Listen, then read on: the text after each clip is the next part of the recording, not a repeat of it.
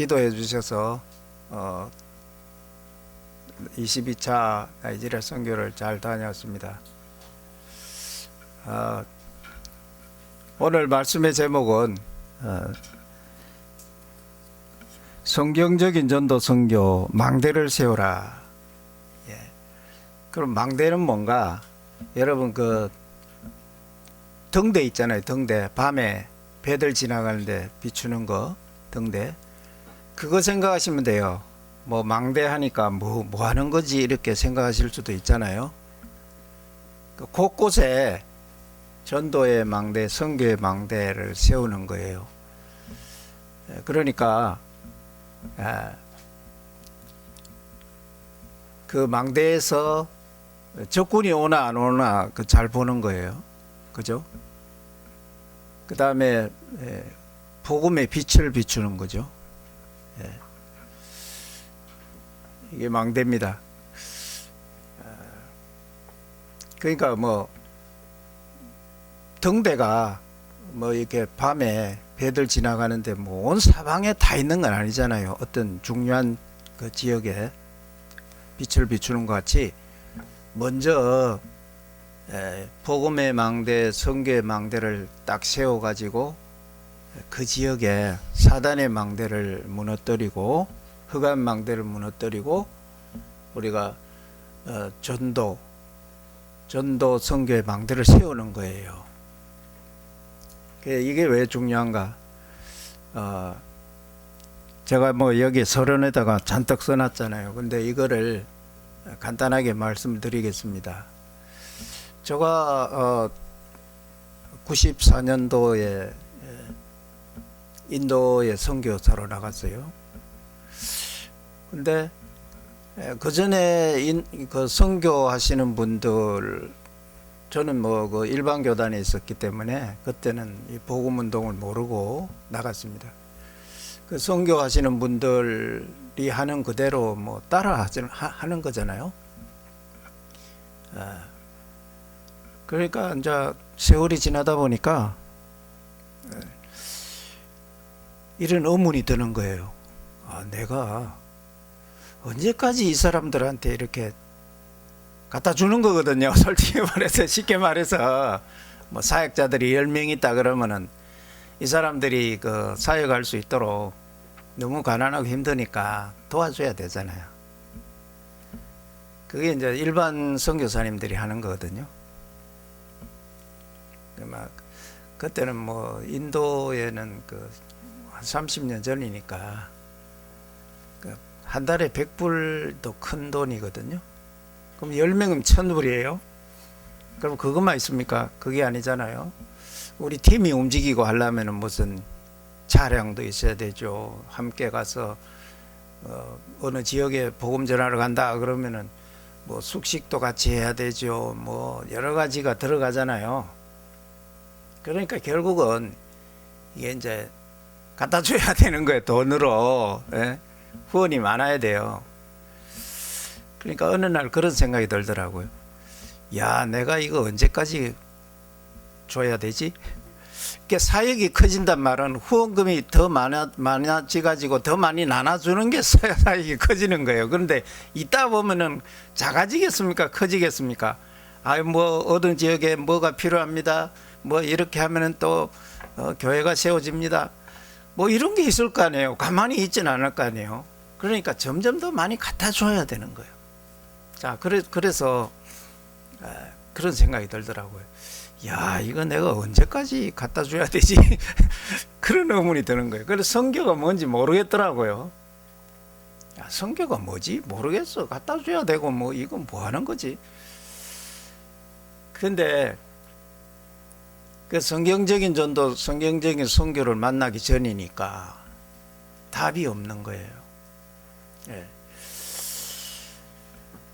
그런데 이 복음운동 속으로 들어와서 이제 전도가 뭔지, 성경적인 전도가 뭔지, 성경적인 선교가 뭔지 여기에 대해 답을 내고 나니까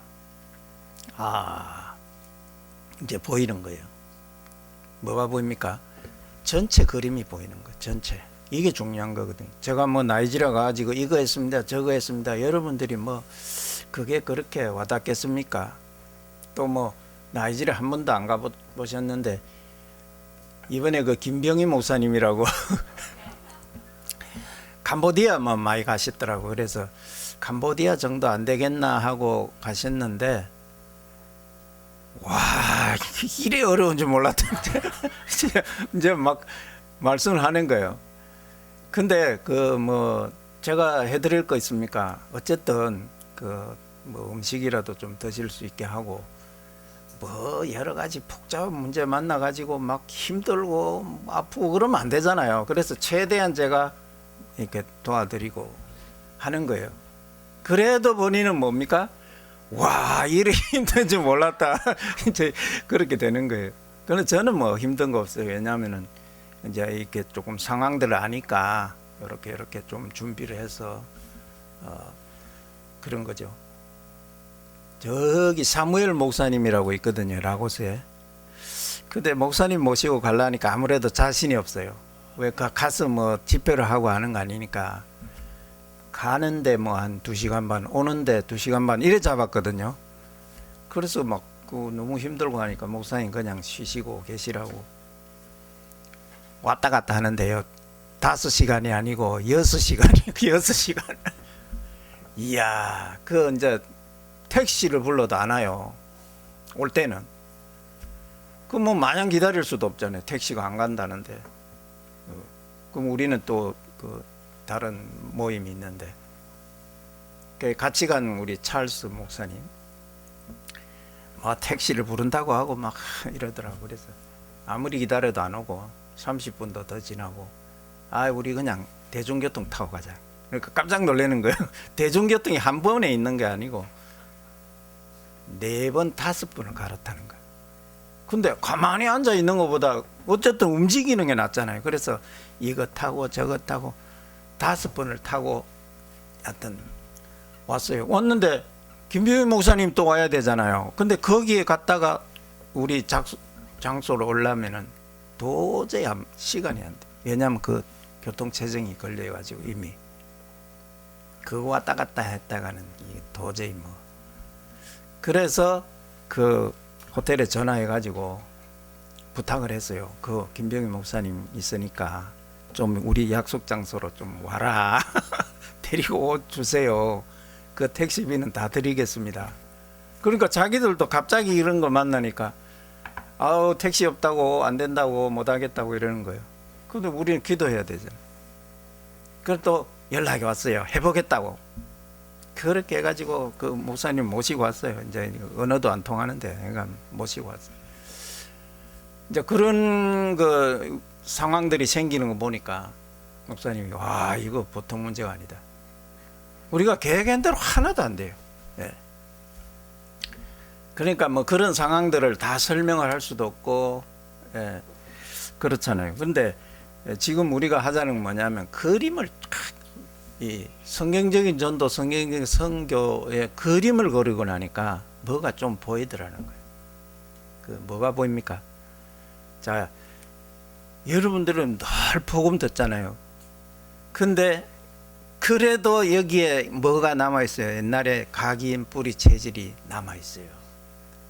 그런데 복음 잘 안 듣는데 그 기회도 없는데 나이지리아 사람들이 한다고 금방 바뀌겠어요? 예? 우리 장로님 기도 하셨는데 저 요셉 목사님도 60이 넘었어. 안 바뀌어. 안 바뀌어. 다락방을 그렇게 설명을 해도 안 바뀌더라고. 안 움직이더라고. 그럼 뭡니까? 그거 해라 했는데 왜 안 하냐 이렇게 하라는 게 아니죠. 계속 메시지를 주고 목표는 누구 있습니까? 렘넌트. 예, 그거를 우리가 초점을 맞춰야 돼요. 예. 우리도 안 바뀌는데 왜 나이지리아에서 바뀌? 렘넌트가 제일 빨라요. 10년간 우리 안 바뀌는 어른들만 가지고 했는데 10년 지났다. 우리 렘넌트가 예를 들어서 뭐 8살, 10살짜리를 10년간 했으면 어떻게 됐어요? 18살, 20살 때. 이 복음이 10년간 이렇게 그 애들이 바뀌는 거예요. 그래서 우리 그 성인들은 그냥 문이 돼지고, 예. 뭐 방해만 하지 말고 못 깨닫는 거 상관없어요. 이거 해라 했는데 안 한다고 막 그렇게 할 필요도 없어요. 방해만 안 하고 문이 돼지고 자꾸 하다 보면 자기들도 뭐 깨닫겠죠. 그리고 중요한 건 뭐죠? 렘넌트가 일어나는 거 보니까 뭐가 되는 것 같다. 이제 이렇게 이제 보는 거죠. 그것만 해도 감사한 거예요. 그래서 렘넌트가 지금 일어나는 거죠. 자, 거기에 이제 이게 소망을 가지고 하면 됩니다. 예. 그래서 제가 성경적인 전도, 성경적인 선교를 깨닫고 나서 전체 그림이 나오더라고요. 전체 그림이 쫙. 지금 우리 유관수 목사님 본부에서 주시는 말씀 있잖아요. 삶들을 회복하라. 이방인의 뜰, 아이들의 뜰, 그 다음에 치유, 기도의 뜰을 회복하라. 이게 얼마나 중요합니까? 보세요. 지금은 이방인의 뜰을 회복하라 할 때 237이 와 있잖아요, 우리에게. 예, 우리가 오천종족을 어떻게 갑니까? 근데 한국에 와 있다니까요.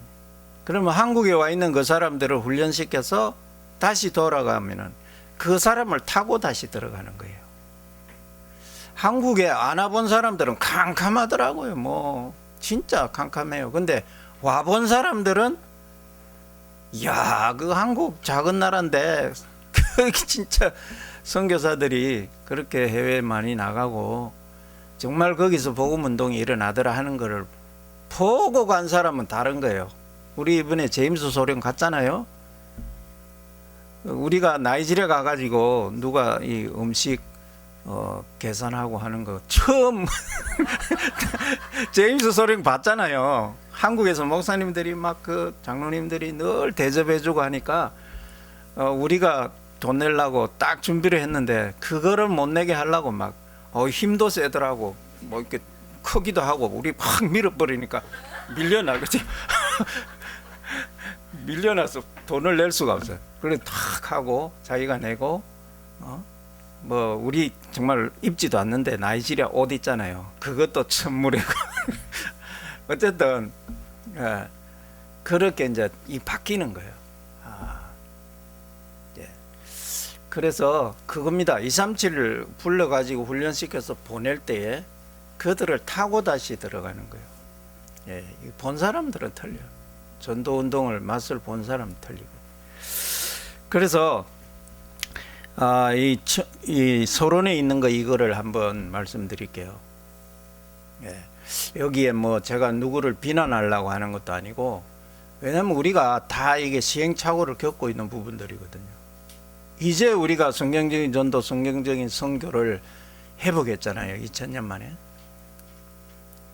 그리고 한국 선교도 이제 유 목사님이 그 방향을 바로 제시를 하고 있잖아요. 그러니까 지금 메시지를 잘 이해를 하고 지금 망대를 세워야 되구나. 각 나라에 무너지지 않는 절대 제자를 한 명씩 망대로 세워야 되구나. 이거를 잘 이해를 하시면 돼요. 자, 선교 이거 도와주려고 그러면 끝이 없어요. 자, 우리가 그렇게 받았잖아요. 6.25 끝나고 뭐 일제시대 때 6.25 끝나고 얼마나 어려웠습니까? 그러니까 미국 사람들이, 미국 교회들이 막 이렇게 구제 물품 보내주고 뭐 학교도 세워주고 병원도 세워주고 선교사가 와서 그랬잖아요. 이게 틀렸다는 게 아니고, 우리는 지금 누가 맞다 틀렸다 그런 이야기가 아니고 성경적인 선교를 할 때가 됐다 그 말이에요. 첫 번째는 뭐냐? 그 초대교회 이후에 로마 황제가 복음을 받아들이고 이제 교회 출석할 때까지, 그때까지 어마어마하게 핍박을 받았죠. 지하에도 들어가고 카타콤에 들어가고 순교도 하고. 자, 이럴 때에 복음의 순수성이 유지가 되다가 복음의 순수성은 생명력입니다. 예. 여러분 속에 지금 복음의 순수성이 있는가 없는가 체크하는 방법이 있어요.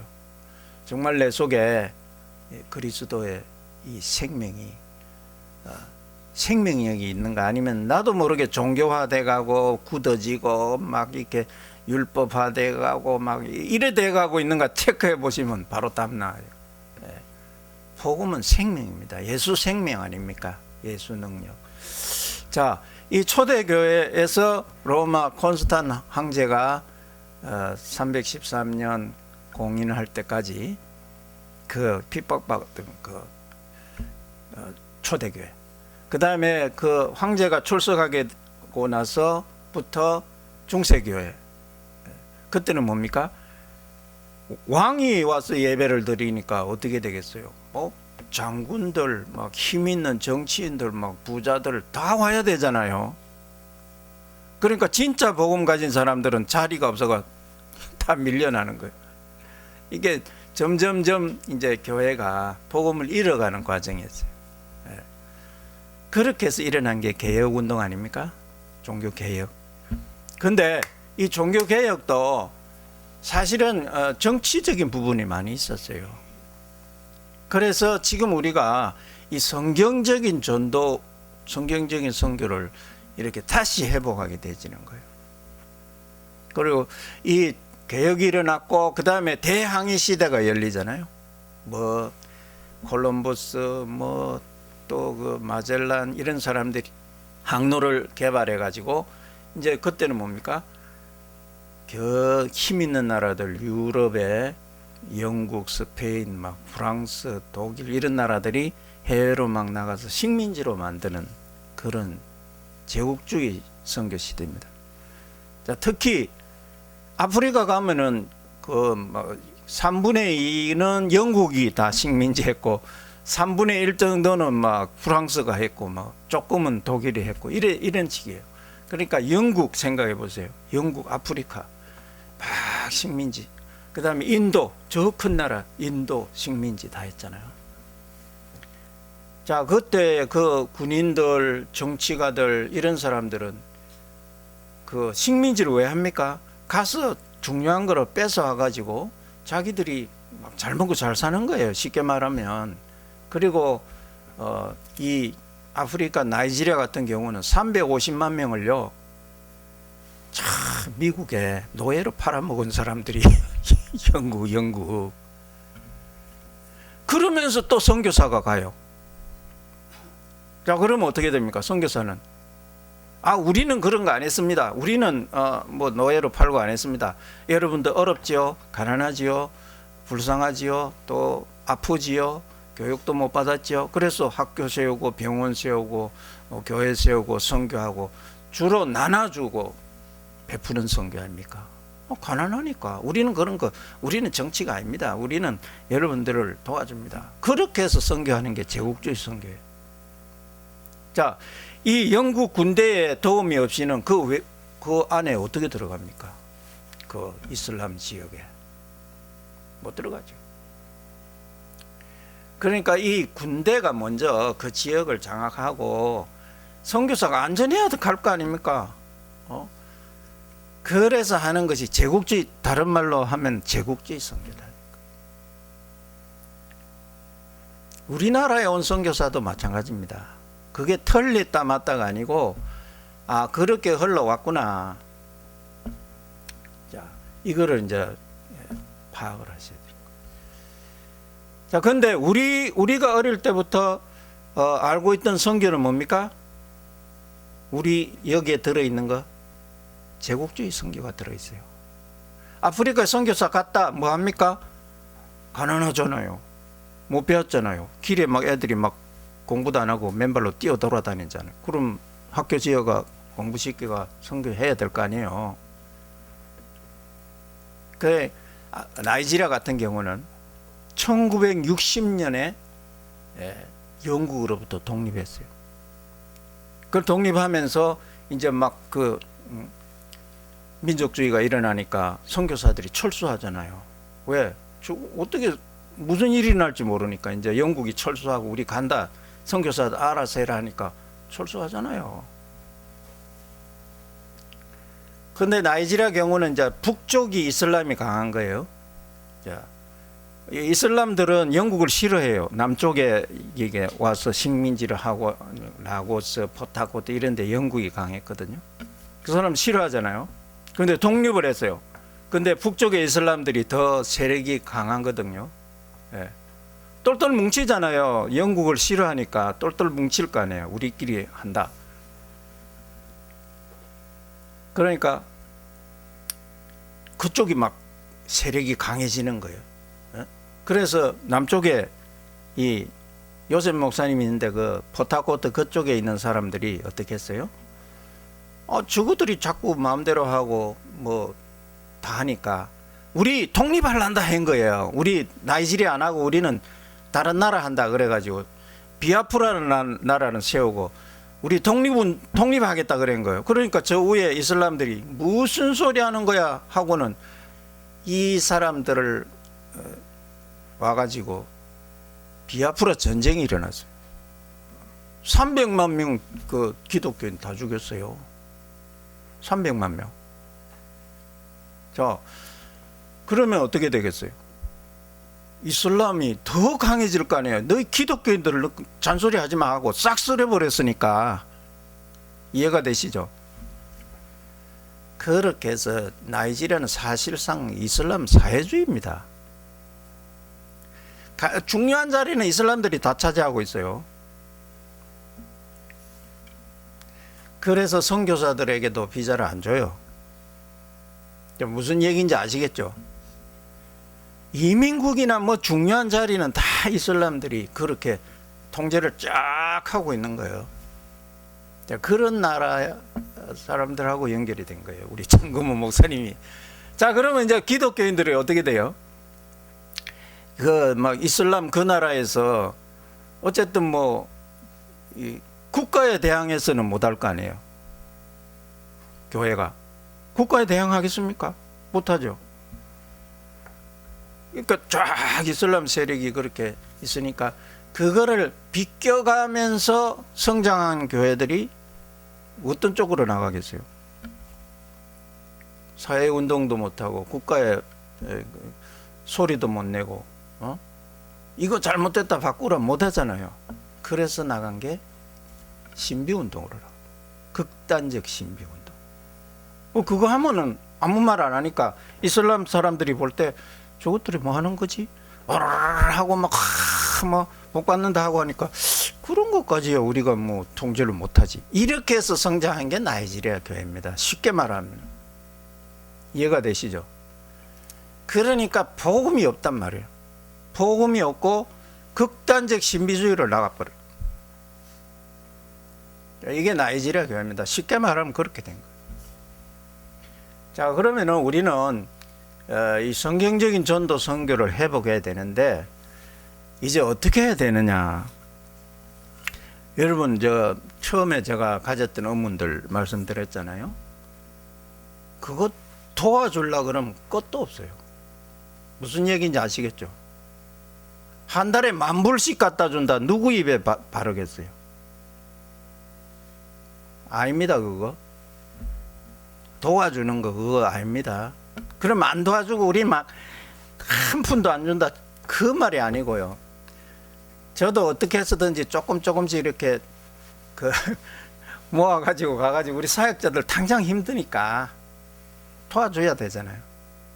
그렇다고 해서 그걸로 막 내가 뭐 생활을 책임지고 그렇게도 못하고 그렇게 할 수도 없고요. 그래도 이제 조금은 이제 내 손에 내 주머니에 있으니까 해야 되잖아요. 그런 선이지 우리가 막 뭐 어떻게 막 물질 가지고 할 수 없어요. 진짜 성경적인 이 전도운동만 딱 이야기를 해주고 거기에서 절대 제자가 일어나도록, 특히 렘넌트. 예. 이거 하다가 뭐 우리 갈 수 있잖아요. 이제 그러면 렘넌트가 정말 일어나야 되잖아요. 그 렘넌트 가운데 절대 제자가 일어나고 한 나라를 책임질 만한 목회자, 한 나라를 책임질 만한 중직자 일어나면은 그 나라 선교된 거잖아요. 지속하고 안 무너지면 되잖아요. 자, 이거 하자는 거예요. 그게 망대입니다. 절대 망대. 선교의 망대, 전도의 망대. 자, 그러면 우리가 바울의 전도, 바울의 선교를 잘 봐야 되잖아요.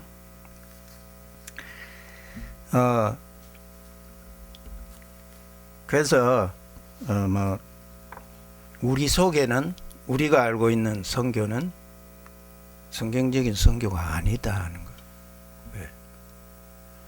진짜 이 전도운동, 선교운동이 제대로 일어나서 선교 나간 게 아니고, 한국 선교사들이 본격적으로 선교사 나가기 시작한 거는 80년대 초반부터 나갔습니다. 그때만 해도 뭐 본격적이라고는 할 수 없어요. 왜냐하면 선교사가 많지도 않았고, 90년대 되면서 이제 본격적으로 많이 나갔죠. 근데 우리나라에 온 미국 선교사들은요, 뭐 일제시대 때부터 오고 6.25 지나고 나서 왔잖아요. 그분들은, 여러분 이게 뭐 또 뭐 오해를 하고 하실 필요는 없어요. 근데 그건 아셔야 돼요. 교단의 이름으로 하는 거예요. 장로교단. 무슨 얘기인지 아시겠어요? 선교사가 자기 이름으로 하는 거 아닙니다. 이해가 되십니까? 아직도 모르시겠죠? 근데 제가 너무 이야기해 버리면은 좀 그런 게 보이기 때문에, 이게 터져 나오기 시작한 거예요. 지금 우리 한국 교회의 선교사들은 이제, 예? 선진 그 영국이나 미국의 선교사들이 그 단체 이름으로 들어와서 뭐 이렇게 선교하다가 그 재산을 교단에게 물려주고 간 거예요. 이해가 되시죠? 통합측, 합동측, 고신측. 그렇게 해서 선교사들이 옛날에 들어와서 있던 그런 재산들, 그 모든 활동들을 자기하고 연결되어 있는, 자기들하고 연결되어 있는 교단에게 물려주고 간 거예요. 개인이 아니란 말이에요. 이해가 되세요? 근데 한국 교회는 뭐냐? 이게 80년대부터 막 가슴이 뜨거워서 선교사가 개인이 나가기 시작했어요. 교단에서 막 선교 정책을 짜고 전략을 가지고 보내고, 교단이 어떤 그걸 하는 게 아니고 선교사 개인이 막 은혜 받아가 나왔단 말이에요. 그래서 이제 그런 선교사들이 은퇴하기 시작했잖아요. 여기에서 쉽게 말하면 많이 들은 내용이니까, 능력이 많은 선교사는 크게 하고 그렇지 못한 선교사는 막 밥동은 먹다가 돌아오고 이래 된 거예요. 개인 차원으로 되어졌다. 지금도 미국의 남침내 교회가 제일 크잖아요. 그 교단은 선교사 개인이 하는 게 아닙니다. 교단이 하는 겁니다. 선교사가 개인이 뭐 어느 교회 다니면서 막 이거 해야 됩니다, 저거 해야 됩니다 해가지고 막 끌어모아가 짓고 하는 게 아니고 교단 이름으로 하는 거예요.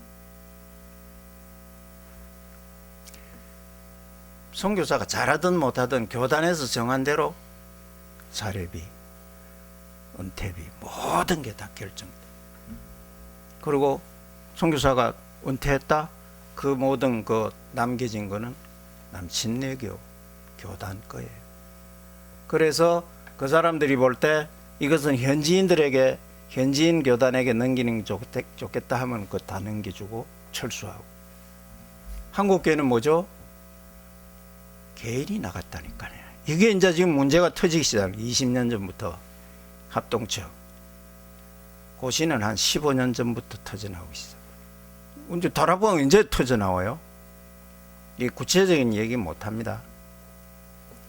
어느 누가 잘못됐다가 아니고 이렇게 해서 우리가 시행착오를 겪었다는 거예요. 40년 됐거든요 지금. 결국은 그거는 성경적인 전도 선교가 아니다.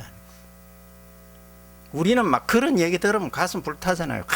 막 이것만 있으면 어떻게 되고 막 그럼 막 하고 싶잖아요. 이제 그게 아니더라는 거예요. 자, 바울의 선교는 뭐죠? 자, 사명을 받은 바울 본론에 사도행전 9장 15절이죠. 이방인과 왕들과 이스라엘 백성들에게 복음을 전하기 위해서 하나님 택한 그릇이다. 그리스도를 오해한 이스라엘은 선민사상 민족주의에 빠져가지고 이방인들을 생각을 안 하잖아요. 지금 메시지 방향이 뭐죠? 237이 아닌 거는 다 아니다. 가짜다. 그러니까 이스라엘 사람들은 그게 안 된 거예요. 우리끼리 우리만 잘 되면 되고, 다른 민족들은 벌 받아야 되고, 다른 민족이 어떻게 하나님의 은혜를 누릴 수 있냐? 안 되지. 벌 받아야 되지. 그게 요나 아닙니까? 요나. 하나님이 자 니누의 성에 가서 복음 전하라 하니까 요나가 뭐 아이고 그건 안 되지요. 근데 우리가 이런 내용을 모르고 어릴 때는 어떻게 들었어요? 요나 보고 하나님이 니누의 성에 가서 복음 전하라 하니까 무서워가지고 도망갔다 그래. 복음 전도하려니까 막 무섭고 막 싫고 그래서 도망갔다 이렇게 하더라고요. 그게 아니고요. 요나가 그 이방 민족들이 하나님의 은혜를 받고 복음 받는 게 너무너무 싫어서 그래서 간 거예요. 도망간 거예요. 이해가 되십니까? 그게 이스라엘 백성은 선민사상 우리만 잘 돼야지 어떻게 이방인들이 그 사람들 하는 벌을 받아야 되는데 가서 복음을 전하냐. 나 할 수 없어 하고 도망간 거예요. 자, 그게 다 하려면 시간 없기 때문에. 자, 창세기 3장 15절. 여자의 우선이 뱀의 머리를 박살내게 된다. 이거는 오후에 제가 하겠습니다. 사도행전 11장 3절. 그리스도는 어떤 분이 그리스도냐? 이 그리스도는 죽고 고난당하고 부활하시는 분이 그리스도다. 그러니까 이스라엘 사람들이 생각하던 그거는 뭐죠? 그리스도가 일어나가지고 유대민족을 막 부자로 만들고 부강하게 만들고 이방인들을 딱 내어 쫓고 이런 사람을 그리스도로 생각한 거예요. 근데 예수님이 뭐 나사렛에서 났단다. 그 아버지는 뭐 목술에 뭐 그런 사람이 그리스도 되겠어? 이렇게 된 거예요. 아니지 그거는 이래 된 거예요. 자, 근데 바울은 그리스도는 어떤 분이 그리스도냐? 우리를 위해 죽어야 돼. 십자가에 비참하게 죽어야 되고 부활해야 된다. 그 베드로가 사도행전 2장 36절에 전한 것은 뭐죠? 오순절 날에 너희가 십자가에 못 박아 죽인 이 예수를 하나님이 주와 그리스도가 되게 하셨느니라. 이게 핵심입니다. 그래서 우리가 예수는 그리스도 하는 게 뭐죠? 이게 이제 오후하고도 연결되는데요. 그리스도가 왜 왔냐는 거예요. 그리스도가 오신 목적이 중요한 거예요.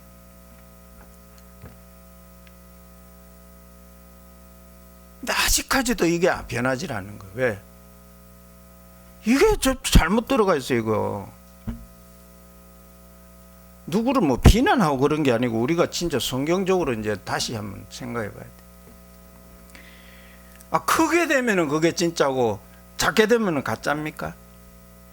네? 뭐 그렇게 했다고 해서 뭐 그거 다 틀렸다 뭐 그런 얘기가 아닙니다. 처음에 어떻게 시작됐어요? 우리가 부흥이라고 생각한 게 막 천막 치고 했는데 막 병자들이 확 났고 막 와 몰려들었잖아요. 가난하고 다 병들었으니까. 근데 그게 진짜 복음이냐? 그런 육신의 문제를 해결하러 온 분이 아니다.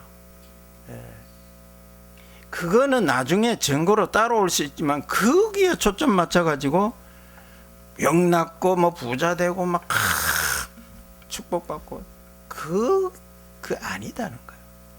그럼 우리 가난해집니까? 아니죠. 이거 잘 들으셔야 되는 거예요. 진짜 성경적인 전도가 뭔가, 성경적인 선교가 뭔가 하나도 안 나서도 돼요. 하나님의 계획이 뭔가. 자, 그 다음에 서밋 선교입니다. 서밋. 로마서 15장 19절. 19절에 뭐라고 그랬죠? 내가 예루살렘으로부터 두루 행하여 일루리곤까지 그리스도의 복음을 편만하게 전하였노라. 일루리곤이 어디죠? 예루살렘 아시겠죠? 일루리곤은 어디죠? 자, 여기에 이 뒤에 보면요, 이렇게 뒤에 성경 찬송 뒤에 보면 지도들 나와 있잖아요. 지도. 여기 자세히 보면요, 바울의 전도 여행 이런 지도들이 있을 거예요. 제가 뭐 여기에 다 이렇게 막 PPT로 띄우고 막 이렇게 실력이 없어서 못하니까 이런 지도를 보시면요, 이탈리아는 아시겠죠? 이탈리아 보고 그 옆에 오른쪽에 보면 마게도니아 있잖아요. 그리스 마게도니아. 여기까지는 아시겠죠? 마게도니아 북쪽 그 쭉 해안 따라가는 그 지방이 일루리곤이에요. 지금으로 말하면 슬라비아, 유고슬라비아 그쪽이 유고. 자, 바울이 언제 여기 갔어요? 근데 갔는지 안 갔는지도 모르는데 바울은 뭐라 그래요? 내가 복음을 편만하게 전하였다. 그 지방까지. 언제 편만하게 전했어? 이게 바울의 전도, 바울의 선교 방법이거든요. 뭐냐? 한 지역을 대표할 수 있는 목회자나 중직자 한 명 세우면요, 전도 끝, 선교 끝, 그 다음. 이해가 되시죠? 이게 바울 선교예요. 그게 망대를 세우는 겁니다. 지금 이 성경적인 전도, 성경적인 선교를 회복하는 거예요.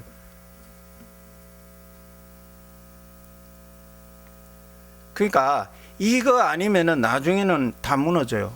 없어. 연세대학교 가보세요. 기독교 우리 선교사들이 다 세운 그 대학이에요. 연세대학교 신학교 가보세요. 뭐라고 합니까?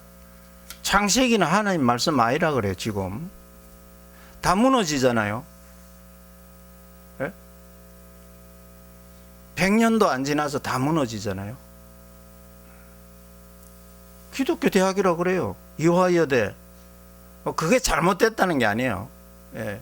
근데 망대를 절대 제자, 성경적인 전도 선교로 세워진 절대 제자 망대가 아니면은 세월 지나면 이상하게 돼버려요. 주 한신대학교 있잖아요. 한신대학교. 거기에 도올이라는 머리 빡빡 밀은 사람 있잖아요. 도올. 교수예요, 교수. 이해가 되세요? 희한하잖아요. 그런 사람이 이게 땡땡이도 아니고 뭐 하는 사람인지 모르겠어. 아직까지 저도. 그 사람이 신학 교수라니까. 그게 신학교입니까? 희한하잖아요. 옛날에는 고시는 뭐 완전 보수다 그랬거든요. 고시 보수다 그랬는데 거기에서 WCC가 잘못됐다고 하니까 그 교수요, 끝까지 추적해가지고 교수 못하게 잘라내버렸어요. 여러분 뭐 이게 다 이야기하려면 참 복잡합니다. 여러분들이 알고 있던 그런 좋은 사람들 있잖아요.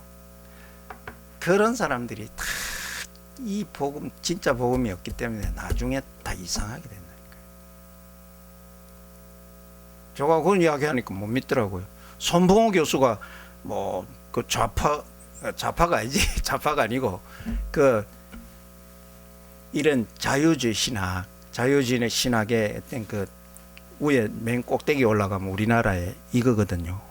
근데 그 좋은 사람 아이가 뭐 기독교 윤리 실천하고 이런 좋은 사람 아이가 하는데 그 사람이 이거라니까요.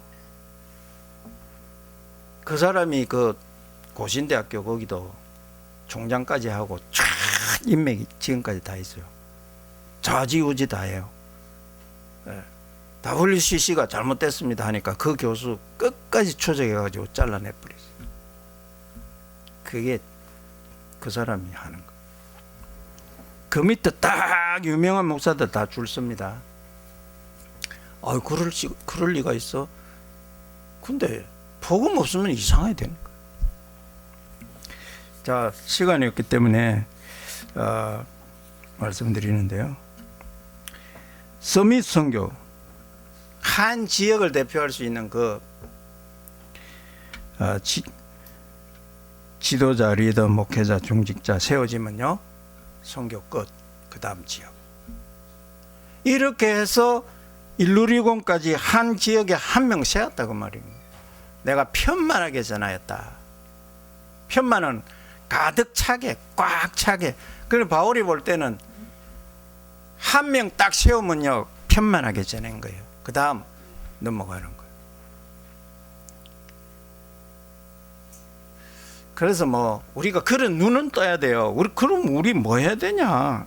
나이지리아 하나 하기도 힘든데 2억 2천만 명인데 아프리카 53개국 중에 선교사 있는 나라 4개국밖에 없다니까요. 다락방 30년 40년 막 그래 이야기하는데 4개국밖에 없어요. 이제까지. 어느 세월에 한 나라에 한 명은 세워야 될 거 아니에요. 그러니까 이런 그 눈이 안 뜨고 자꾸 하다 보니까 지금 이상한 거 터져 나오기 시작하는 거예요. 이제 여러분들이 기도하셔야 됩니다.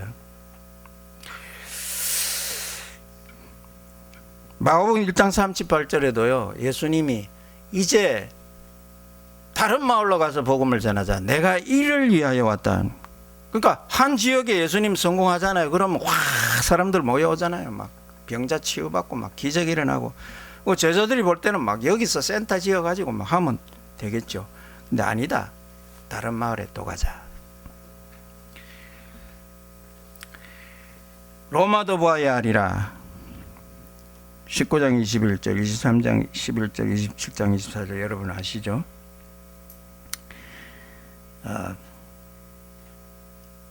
빌립보서 4장 22절. 자, 렘넌트와 미래 살리는 선교. 지금 우리 그대로잖아요.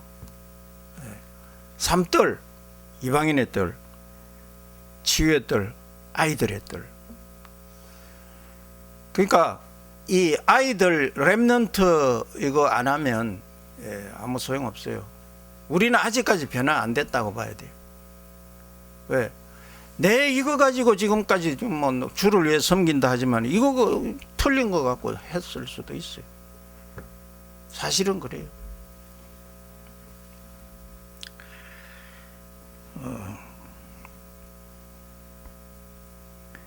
바울은 어디에 가든지 회당으로 갔습니다. 렘넌트를 살리기 위해서. 사도행전 17장 1절에서 4절, 18장 4절, 19장 8절. 회당으로, 회당 전략, 렘넌트 전략, 미래 차세대 살리는 선교. 그래서 이번에도 그 나이지리아 보니까 이게 어른들은, 목사님들은 들어도 저게 무슨 뭐 나한테 뭐 유익이 있을까 하고 그렇게 앉아 있는 거예요. 변화가 안 되잖아요. 그거 지나가면 그만해요. 근데 그게 실망할 필요 없어요. 그래서 우리가 이제 시작한 것이 렘넌트 운동, 렘넌트 데이다. 그럼 렘넌트 데이는 어떻게 하냐? 우리 사역자들이 잘 모르겠는 교회들에게 있으면 그게 파송해서 이렇게 하는 겁니다 하고 보여주고, 이러니까 그거는 할 수 있잖아요. 자기들이 뭐를 해야 될지 모르잖아요. 전도운동 아무리 들어도 저거 뭐 하라는 거지 하고 있는데 렘넌트 운동 이겁니다 하고 이렇게 해서 렘넌트 데이를 하면 됩니다 하고 이제 그 증거가 일어나는 그 목사님이 간증도 하고 이렇게 했더니 아이들이 정말 살아나고 복음성구 49절 그걸 외운단 말이에요. 밖에 나와서 여러분들 49절 외울 수 있어요? 밖에 나와서 쫙 외우거든요. 영어로. 그럼 놀래잖아요. 와, 어떻게 저렇게 할 수 있냐. 근데 이 복음 선교가 들어가면 이게 이제 각인이 되는 거예요. 예. 그러니까 이 아이들 렘넌트밖에 없어요. 예. 이 복음 선교가 들어가면은 유목사님도 그러잖아요. 자기가 별로 한 것도 없는데 그냥 복음 선교 한 49절이 내 속에 이게 각인이 되고 나서부터 내 인생이 변화됐다 그러잖아요. 자, 이거 진짜 결론입니다. 식민지 시대 전도 선교에서 빨리 빠져나와야 돼요. 여러분, 내가 뭐 구체적으로 이야기하면 또 시험 들 사람들이 있기 때문에 안 합니다. 비대면 지도자 훈련 우리 정건모 목사님 줌으로 하잖아요. 망대 세우는 전도 선교. 나이지리아야 이 복음 운동 하는 렘넌트가 일어나서 그 지도자로 중직자로 또 목회자로 바로 서게 되지면은 나이지리아 선교 끝난 거예요. 언제까지 우리가 뭐 그래서 정확한 복음, 제자 중심 선교, 말씀의 흐름을 따라가는 선교. 진짜 그런 렘넌트가 일어나가지고 이거 정말 해야 되겠다 이렇게 나오면은 한 명 일어나면 나이지리아 선교된 거예요. 우리 뭐 있습니까? 나이지리아 우리가 땅이 있어요? 큰 땅 있어요? 뭐 큰 거 지은 거 있어요? 미션홈 그것도 짓다가 말하는데 그 뭐 지어야 되고 그래서 짓는 것도 중요하지만은 그거는 하나님이 반드시 되게 해주신다. 근데 이 미션홈에서 뭐 하는 줄 아냐? 내용이 있어야 된다. 그러니까 막막한 거죠. 미션홈이 그냥 그런 사람들은 뭐 먹고 자고 하는 데인 줄 알고 있어요. 다락방을 모르는데 미션홈이 되겠어요? 다락방을 하라 그래도 그 이해를 못하고 안 하는데 그럼 미션홈을 어떻게 하겠어요? 하숙집 같은 그런 미션홈은 나중에 나온 거고 우리 외국에 나간 그 중직자들이 한국에서 오는 유학생들을 모아가지고 거기서 미션홈 운동하는 그거는 나중에 나온 거고요. 초창기 미션홈은 그거 아닙니다. 다락방 사역자들을 불러서 그 사람들 지도자 훈련 시켜서 보내는 게 미션홈이에요. 그래서 집이 있든 없든 상관없어요. 여기에서 미션홈 할 수 있어요. 회사 사무실에서 미션홈 할 수 있어요. 집 그 개념이 아니었어요 처음에. 그 왜 미션홈이라 붙였냐? 거기에서 치유 운동이에요. 치유. 예. 그래서 미션홈이라 붙인 거예요. 이 목사님 처음에 부산에 선교관 13군데를 시작했다가 역풍 맞아가지고 뻥 터져가지고 그때부터 이제 이단으로 몰렸잖아요. 선교관. 우리는 선교관 하면 뭡니까? 선교사들이 한국에 들어와가지고 먹고 자고 할 수 있을 때 그런 시설을 갖춘 거 선교관이라 생각 안 하겠어요? 근데 그게 아니었단 말이에요. 그거 선교관 13군데 해가지고 그때부터 이단으로 몰렸잖아요. 그래서 그거 다 문 닫아버려요. 바로. 미션홈도 마찬가지예요. 우리가 뭐 생각하는 그런 뭐 먹고 자고 이게 아니단 말이에요. 내용을 알고 있어야 돼요. 그래서 우리는 재산 아무것도 없습니다. 근데 한 명만 세워져 버리면 돼요. 근데 우리 목사님들은 이미 늦었어요. 왜? 잘 안 되더라고. 아니 뭐 20년 가까이 들어야 우리는 뭐 맨날 그래 들어야 뭔가 좀 바뀌고 그래 한 명 나오는데 어떻게 듣겠어요. 나이지리아에서 들을 기회도 없는데. 그래서 렘넌트인 거예요. 렘넌트. 그래서 큰 기대 갖지 마시고 렘넌트 한 명 일어나면은 그게 목표예요. 저 사람들은 문이에요. 문. 그리고 우리 실패했습니까? 아닙니다. 진짜 이거밖에 없기 때문에 성경적인 전도, 성경적인 선교밖에 없기 때문에 이거 하는 겁니다. 한 명 일어나면 나이지리아 성공입니다. 그래서 여러분들이 절대로 헛된 일을 하신 거 아니고요. 또 한 가지 제가 말씀드리고 싶은 거는 개인 전도 이것도 중요하지만은 교회 배경 없으면 안 됩니다. 내가 뭐 불신자를 몇 명 전도해 가지고 그 사람들이 막 이렇게 변화되가 제자되고 중직자 됐다. 뒤에 교회 배경 없으면 됩니까? 나 혼자 길에 갔다. 교회 배경 없다. 전도했다. 그 사람 양육시켰다. 제자 됐다. 중직자 됐다. 됩니까? 교회가 배경이 되어지니까 그 사람이 와서 잘하고 중직자 된 거 아니에요. 그러니까 우리가 메시지 들어도 거꾸로 들으면 안 된다니까. 내가 전도해가지고 내가 뭐 하고 아닙니다. 새신자 한 명 내가 전도해서 왔다. 딴 사람들은 뭐 합니까? 아 그거는 내가 전도한 사람 아니니까 뭐 니 알아서 해라 그럽니까? 도와주고 기도해주고 막 뭐든지 양육시켜주고 싶고 교회 배경 없이는 절대로 그거 전도 선교 생각할 수 없어요. 그러니까 내가 전도했다. 그건 내 상급이다. 그렇게만 이해하면 안 됩니다. 교회 배경 없으면 절대 안 됩니다. 교회가 한 거예요. 그래서 절대로 실망하지 마시고요. 나야 나이지리아 가보지도 않았는데 뭐 하란 말이냐. 아닙니다. 교회가 없이는 절대 안 됩니다. 여러분들이 그 정말 기도해 주시고 이 함께 흐름을 타고 이 교회가 함께 하지 않으면 절대로 안 되는 겁니다. 그래서 오후에도 조금 더 자세히 말씀드리기로 하고요. 우리의 전도 선교는 막 크게 막 눈에 보이 그게 아니고 한 나라에 한 지역에 한 명 세우면은 렘넌트 한 명 세우면 최고의 성공이다는 거예요.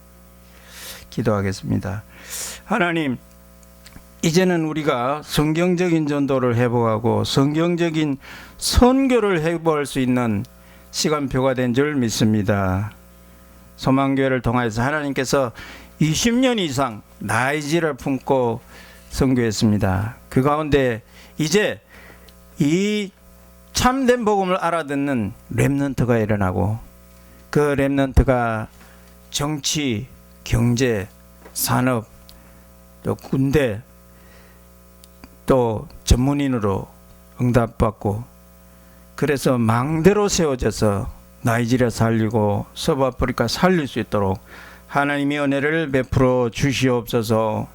정국 목사님에게 더욱더 건강을 허락해 주시고 또 소망교회 모든 분들이 이 중요한 사역에 쓰임받으며 함께 응답받고 이제는 진짜 하나님이 응답해 주시고 축복해 주시는 것을 체험할 수 있는 시간표가 되도록 은혜 베풀어 주시옵소서. 주 예수 그리스도 이름으로 기도합니다. 아멘.